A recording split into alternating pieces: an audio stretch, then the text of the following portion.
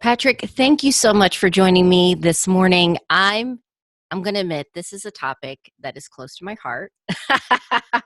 Foodie It, on a budget. So thank you. I'm glad there's someone else besides me that enjoys living it up a little bit without breaking the budget.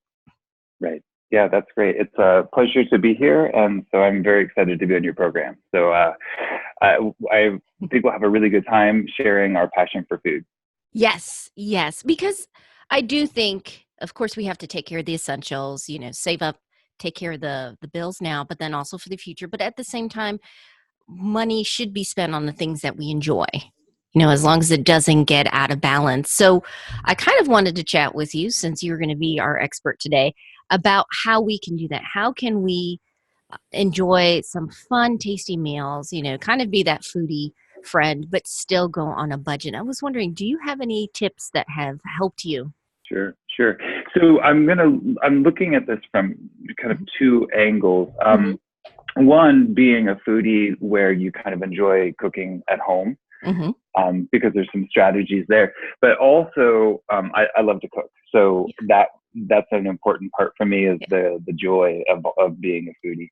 But then the second part of that, you have to realize that sure, it's practical to eat at home. I think it's pretty much common knowledge now to know that restaurants have to charge like 4 times the cost of the food, Mhm. in order to make sure they're paying their light bills and their staff, et cetera. Yeah. So, but going out is also a joy and a pleasure, Yeah. and sometimes required because the week's just too heavy and hectic, right? So you gotta be able to go out and enjoy those experiences as well. So, on the cooking at home, Hmm. there's a couple of things I want to talk about. One, I'm sure everyone is starting to become more familiar with the food delivery services that are out there, Hmm. like HelloFresh.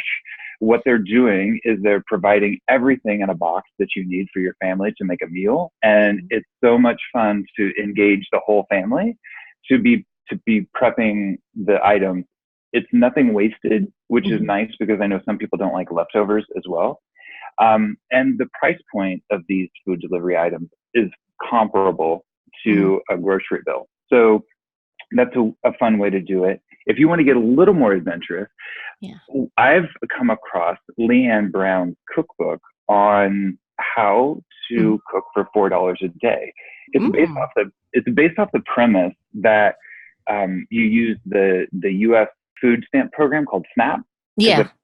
and so she covers all of these really fun recipes Mm. and the tactics that you need to fill in your pantry, but it doesn't have to necessarily cost a lot of money. Yeah. So she's kind of broken down that barrier that people have with the grocery store, and so that cookbook is one I highly recommend. You can download it for free, from Leanne Brown's website. So, I'll definitely include that, a link in the show notes with that. That sounds incredible. yeah, it's a lot of fun. Definitely try the cheddar jalapeno scones. You'll love them. Ooh. Okay, now my mouth is watering. I think you bring up some really good points here, which is one, sometimes we feel like we have to do all the cooking, or maybe one person is the go-to person, but including the family, you're kind of taking care of two things. You're spending time together. You are delegating. You're also teaching a skill, which I think is highly crucial, especially, kids get older, they graduate college, have to watch those expenses. And cooking gives you such a useful skill to have. And I love that idea with the meals in a box. I think some people think, oh, well, obviously that's going to be more expensive, but not necessarily if you also factor in the fact that you're gaining a skill out of this. It's almost like doing a cooking class together. And Yeah. going forward, you can decide, like, okay, well, now I have this skill. I know how to make this meal. I can make all the variations of it. So I think that can definitely pay off for some people. I love these tips. Do you have any more? Yeah, so Mhm. it's interesting that you mentioned the education part of it. So now I kind of want to pivot a little bit and talk about Mhm. the going outside. So Yeah. going out for dinner, there's a couple of things that you have to think about when you want to take the family out for dinner. Hmm.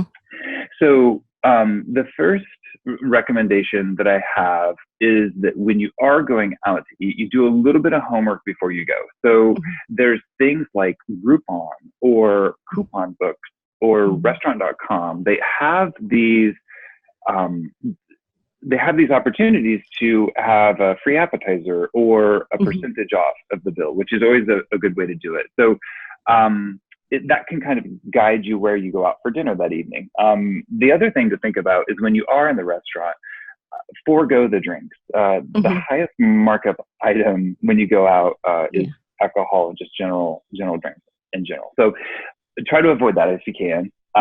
Just drink water. The other things to think about are that portion sizes are so big that it really is acceptable now to go to a restaurant and say, we are going to share this meal. Every server, wait staff now today knows that that's a thing that we should all be trying to do. So they don't discourage it like some people might have a stigma toward. Yeah. And then there's other things you can do as well. Like you got to interact with the wait staff. So for example, I'm a pretty big guy. And so when I go to the restaurant, I say, I need a plate full of food because portion size means a lot to me. And they're like, yes, I get it. And so they'll guide you to the item on the menu that is a very filling meal. So they'll try to help you out because they are trying to do economies on their own. So they can kind of have that shared experience when you just are upfront with the wait staff to say, hey, I need to make this work for my kids and me. So that's an important part, I think. That is such a smart move. I love that. So one interesting thing I wanted to kind of call your listeners' attention to is the more you start to ask around from your other foodie friends, the more you'll discover some really interesting options for going out to eat. For example, kind of tying back to how you said it's an educational experience. Well, locally, we have a culinary school, and that culinary school has to train those students on how to cook food, right? So they have this restaurant where you can register for an account to submit for reservations. And this restaurant has a lottery system. So for $10, a family of 4 can go out to eat a meal that's made by students at a culinary school. So not only is that whole experience completely unique and interesting, but it's a really affordable way to go out to eat. Yeah. Oh my goodness. What's the name of that school? I need to make a reservation. You do. They're probably on summer break now, but the restaurant is called Flavors, and that's at Wake. Oh, fantastic. I love this. You got some fantastic tips. I love the deals and everything. You want to go a little bit more on the edge. The downtown women's prison has a cafeteria that the general public can go to as well. So if you want to go for a really affordable I'm going to ask you how you found out about that. A friend of a friend. Yes, that's right. You were walking and you saw free food. No. Let's just stick to the food on this one. Gotcha. Thinking outside the box, not just going to the restaurants downtown. I mean, hole in the wall spots, and just a change of scenery are good points. That you. Yeah. We are in the state capitol, so there's government offices downtown. Those government offices have cafeterias. You can go to those cafeterias for lunch, and it's an affordable lunch. I mean, don't get me wrong, you get some strange looks, and the experience is different. But the reality is, they're really good options to help economize, and you get to explore your backyard a little. Yeah. Yeah. And I think also another fun thing about this area is even though we are a capital city, we got a lot of green spaces. So even doing like picnics and lunches or meals out, it doesn't have to be complicated. You can have a picnic or you can go to Falls Lake, over there, enjoy the water and have something that's something I think we don't take advantage enough. I know we're guilty of that. We try to and include it in our routine, but I love this. A change of scenery, some different spots to eat. Right. I did want to ask you, since you work at Coastal, get a little financial help here. I know some foodies like to take advantage of their nights out, maybe like earn some rewards with cards. Sure. And of course, we're talking about making sure they're responsible so that balance is paid at the end of the month. Do you have any tips on like finding a card that's going to maximize these nights out and So there's two, there's two ways that I look at this. And so the one way I would look at this is that some people like to take advantage of Coastal's Go Green checking card, where you swipe 30 transactions to earn a higher interest rate. Well, you can consider that like a modern day envelope system where you are just sticking to your budget to only swipe X amount for meals out. So that's a way for you to earn a higher yield on your higher interest on your checking account while you leveraging the card's benefits to go out to eat. So that's if you are a real big fan of the Go Green product. If you use a cash back card, we have a credit card that allows for a percentage of the transaction to be just returned to you in statement credit or in other types of benefits like restaurant coupons and other things like that. So that's personally my approach as well. I like to get the cash back.